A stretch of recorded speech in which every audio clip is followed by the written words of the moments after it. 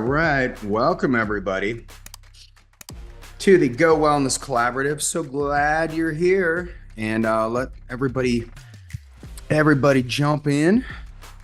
All right. Well, we got some fun things we're going to be covering today.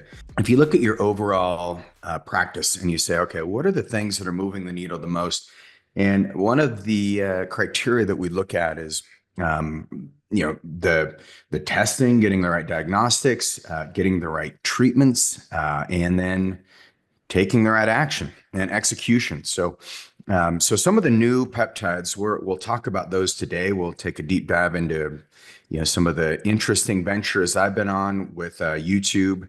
I produced 40 videos with my new YouTube company just in the last 2 weeks. And it is mind-numbing. So all day yesterday, I was with my YouTube team, and we were just cranking out the videos.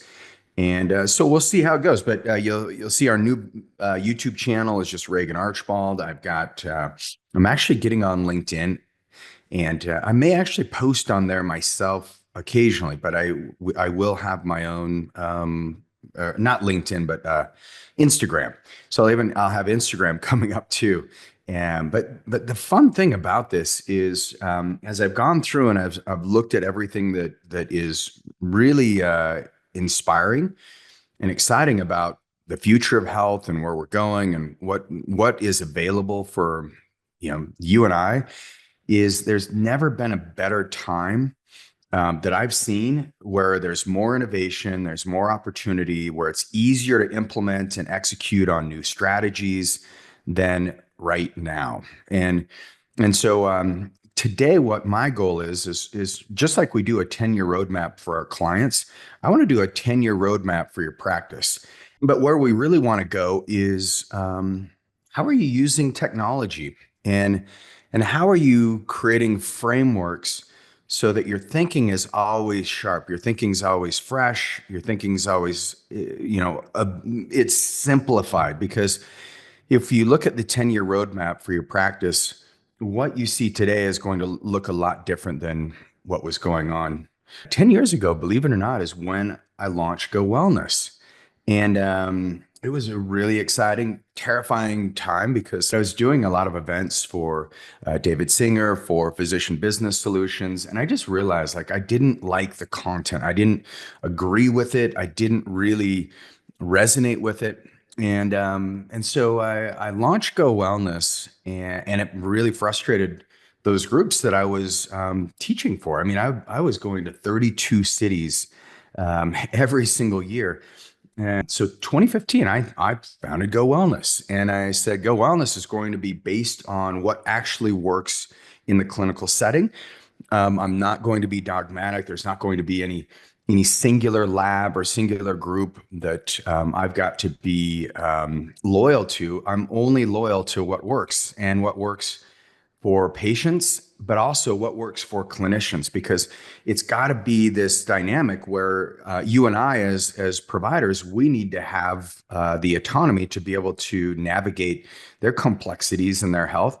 But we also need it to be effective for our clients. And if it's a procedure or a service that just is, it's helpful, but it requires an enormous amount of heavy lifting just to get that thing done, it doesn't make sense. And so one of the big breakthroughs for Go Wellness 10 years ago is we started talking about stem cells and regenerative medicine. And I remember we were very excited because we had over 1 million cells post-thaw, and this was the only company with colonizing forming unit assays.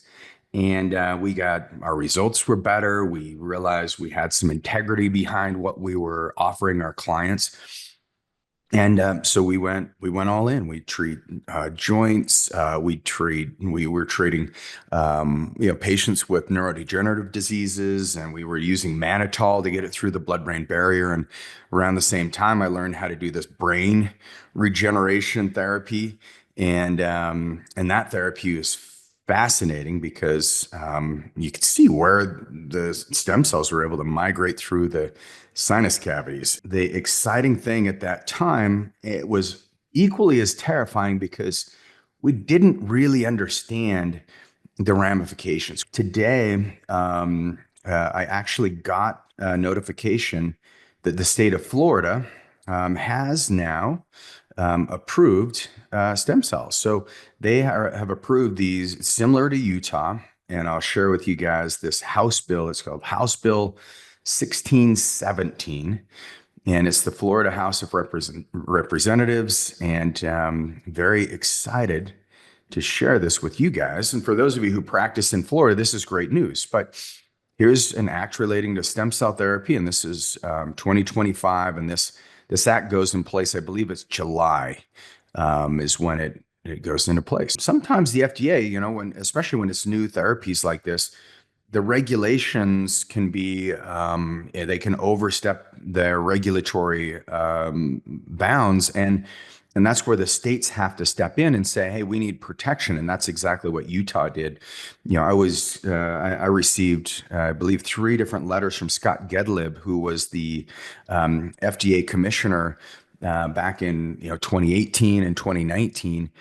And just basically, when I took the letters to our lawyer, our legal team just recommended we take down all the testimonials, all the cool stuff that we'd just dedicated, 5 years to building out and actually showing people that these treatments work. They work really damn good if you do it in the right way. And that's what we've trained in Go Wellness. So what are these stem cells? Where do we get them from? Well, they're not embryonic stem cells.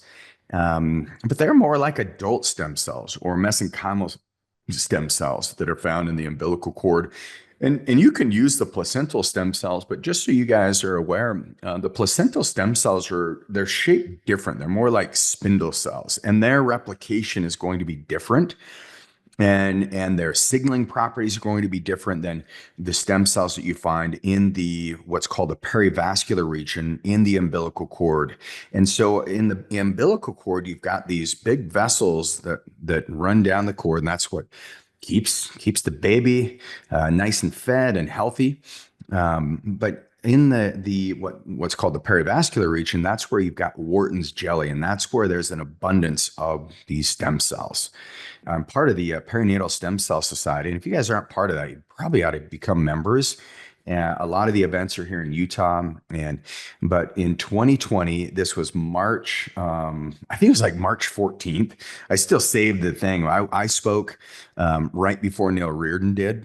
On stem cells and peptides. I talked about the unique way of combining stem cells with peptides to optimize your results for chronic pain. And it was a terrifying experience because there's so many brilliant scientists in the room, but it was also like it's an academic world where people are usually very generous. And so that was a great experience because I was actually able to converse with Dr. Reardon, and I'm like, you're limping. What's going on? He's like, oh, I got back pain. And I'm just like, he's like, I'm tired. I'm working so hard. And I'm like, are you doing stem cells? And he's like, no. I was like, come on, man. You got to do stem cells. You got to get high in your own supply. So if you guys aren't using these products, like use them, but start with like the 20 vial protocol. It's actually really powerful because it can give you a big boost and really help solidify things. And so that's, I think that's where we're going into the future of medicine is it's no longer going to be where the science is informing us. I think the tables will turn. And I'm already seeing this where we are informing the science more than anything because the double-blind study model, that's over. I talked about this in the RFK documentaries that I was filmed in. And I just said, we have great clinical data. And now with these large language models where we can aggregate data in such an accurate, fast way, there's no reason why clinics like ours aren't the ones that are going to be informing the science because we've actually done the work. We've done the research. We've done these small experiments, and we've done it in a way that's very safe and very effective. And our way of getting paid is when we get people healthy. I mean, if we suck at our job, like there's no insurance, like we don't bill insurance. So it's like we go out of business. It's like pure, this is the marketplace, and we need to step up to the market demands, and that's where stem cells have been huge because you can only go so far without stem cells as far as treating chronic pain. This was a big breakthrough. Nobody was treating the brain without mannitol. And mannitol, if you guys know, we'd have these ER doctors that would come in and they would, we would use some ketamine sedation and in some cases, and then we'd also use mannitol to infuse stem cells so that they made it through the blood-brain barrier. The problem with that is you don't want to suspend the blood-brain barrier. It's risky. And so when I was at the perinatal stem cell conference, I think it was about 10 years ago, maybe 11, and Arnold Kaplan was speaking there.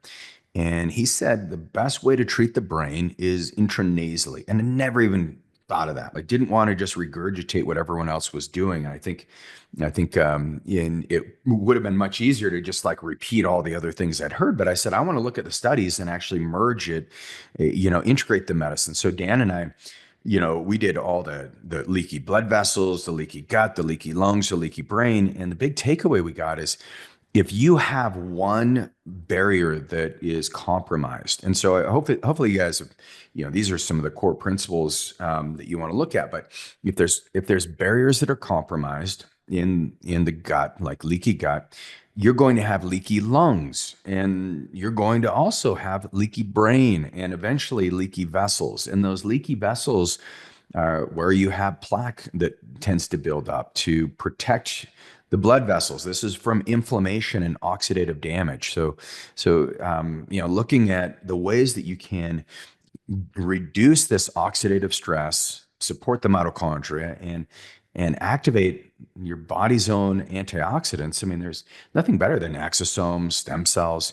Very, very interesting. I think this is where, when we think of medicine in the future, it's going to be one where, I want to have all of our data like front and center on our website. And I'm working with an engineer right now. One of my friends, he just was emailing me this morning, and he's like, I want to meet. I've got a way. We're putting the app together. And so we're going to have these benchmarks where we can see just how much change we make on average in people's hemoglobin A1C and their ALT, AST. We're going to really optimize treating biometrics.